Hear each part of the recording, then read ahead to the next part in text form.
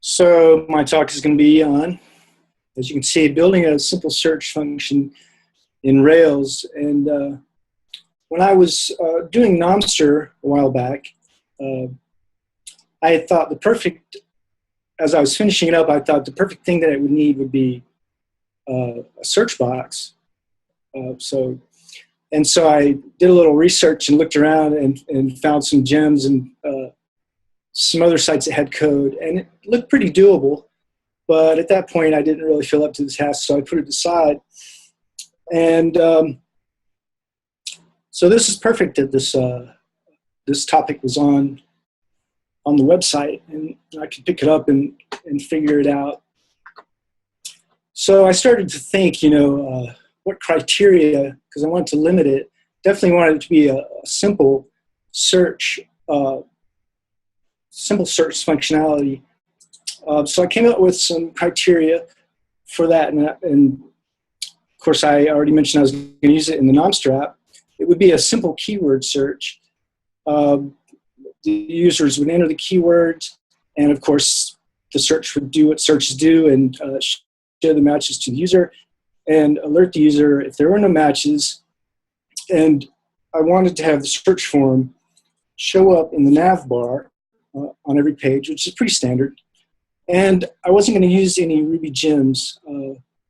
There's quite a lot of Ruby gems out there. There's a few there that you can check out. I felt that it added some complexity in just installing and setting it up, as well as functionality. I just wanted a simple keyword search, so I didn't need a Boolean search or drop down menus and stuff like that. I would like to go back and check out simple search because it looked pretty cool, and might have worked well in this situation, but I had already kind of gotten started with my thinking and stuff. And so as I was starting this, I asked myself, every website has a search engine. They're a search box. They're ubiquitous, and we pretty much take them for granted. And I asked myself, why would my website? It's kind of a dumb question, I thought, because it's kind of a tool. It kind of goes with the territory. You're going to have a search box eventually. So I asked myself, why do I need a search box? And actually, the answers weren't so bad. Of course, the user UE is enhanced. They can get their content fast. I don't know how many times I've gone to a website looking for something and there was no way to search, and so I immediately left and found another website that I could search, although that doesn't really happen so much anymore. And then any other content you have on your site, the user can stumble across that. Users that use the search feature are looking for something, and they might take action on your site if your site is generating anything for you. And then it adds a polished and professional look, of course, and analytic. You can use it for analytics. And so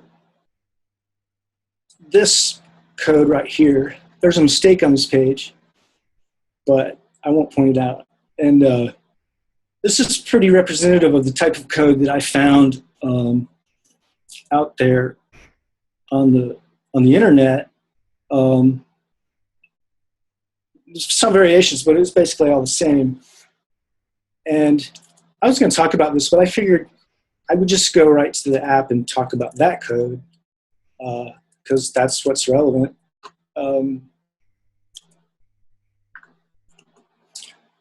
So I put my search form in the application HTML ERB because I wanted it in the nav bar, and that's where the nav bar lives. So this is basically, it generates the HTML that shows up in the nav bar. It says search and has the little icon.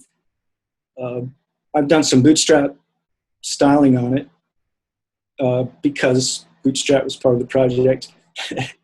So that's basically what that is. And I'm using a form tag, which is a Rails helper. And so passing the form tag places path and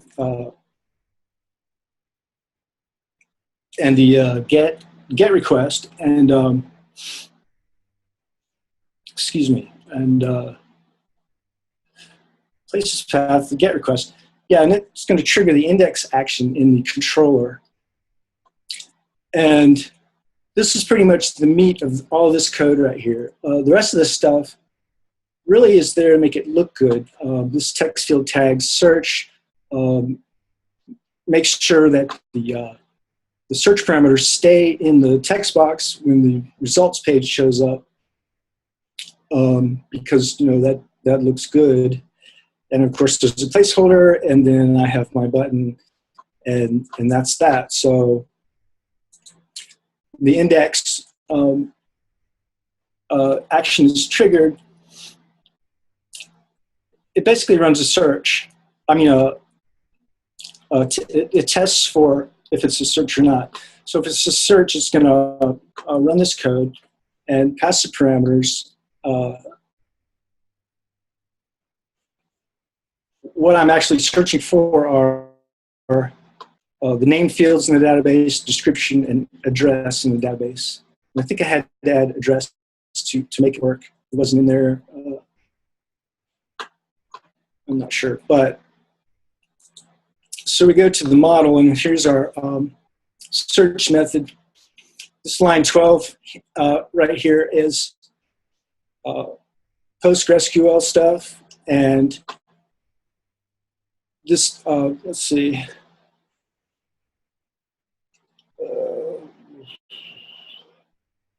So this is pattern matching, and I like is a keyword in PostgreSQL, and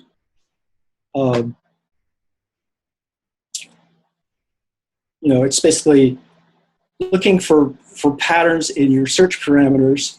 And so basically, here's my 3 fields that you saw earlier: name, description, and address. And so basically, this says how I interpret it is where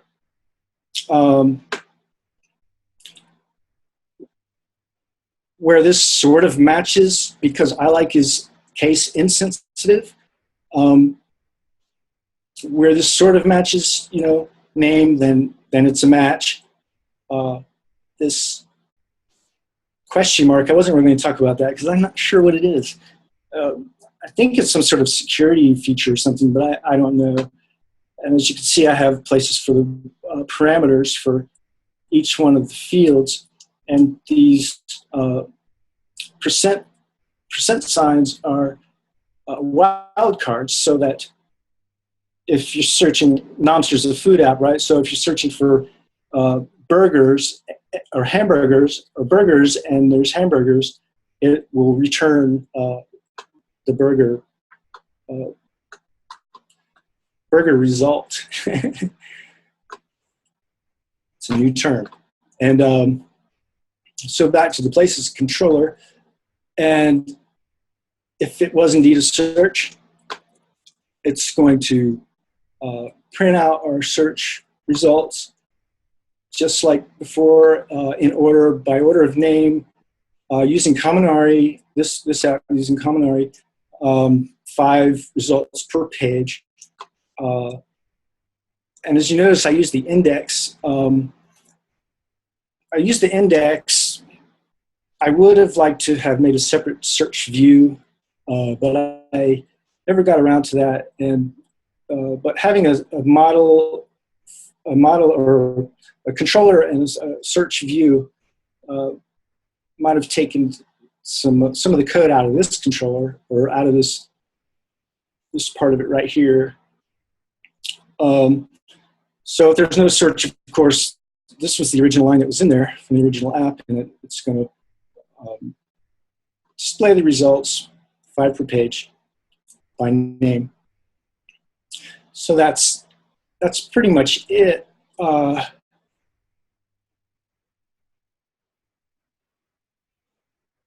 I did,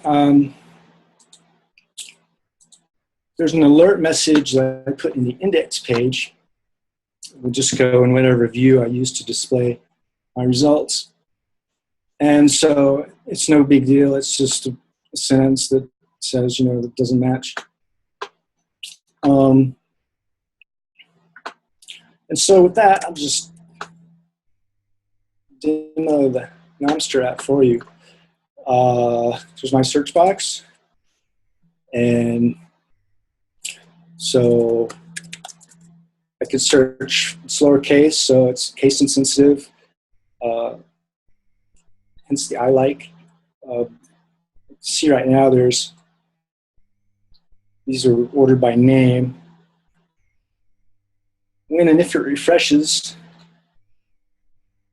we have Pizzeria Toro. So another thing about this is that having another view specifically for the results, I think would look a lot better because you could stylize it as a results page. A user that's not paying that much attention or something might turn and look at this and not realize that these are their search results and not the index of the website. So that would be a good reason to do that. I could search by city, and so you can see that it works. It doesn't do like more than one keyword unless the keywords are part of the sentence right next to each other. These are all restaurants in Durham, and so that's it. If I were to things that I could do in the future, of course, another view, specific view for the search results. Make the search box responsive. Maybe try to put some of that code into the model, get it out of the controller, and then try out some of the gems in advanced search materials out there. Search gems. So that's it.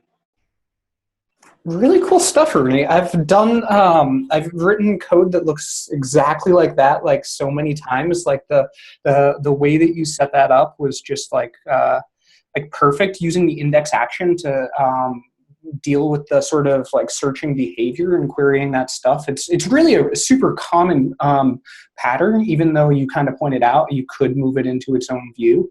Overall, I think the code that you used looks awesome, and I'm super interested to hear if you, in the future, if you end up integrating with the simple search gem that you sort of indicated you thought was pretty cool. I'd love to hear more about that, but really excellent talk. Does anybody have any questions for Ernie? Yeah, not really a question, but if you wanted to take a look at how I implemented search for the Lightning Talks app, I basically wrote almost exactly the same thing you did and popped it into models. So if you want a reference on how to do that, it's there. I shot a link to the actual repo, but and then we also did it on the show page. What would be cool is to do, if you really want a challenge, do it so you have active search. So as you're typing, it'll start filtering through stuff. If you want to really leverage JavaScript in a way that is actually useful. I don't know how much TurboLinks will like it, so you might want to disable that, but it could be pretty cool for the Nomstrat. Yeah, really cool. Does anybody else have any other questions or anything else to add?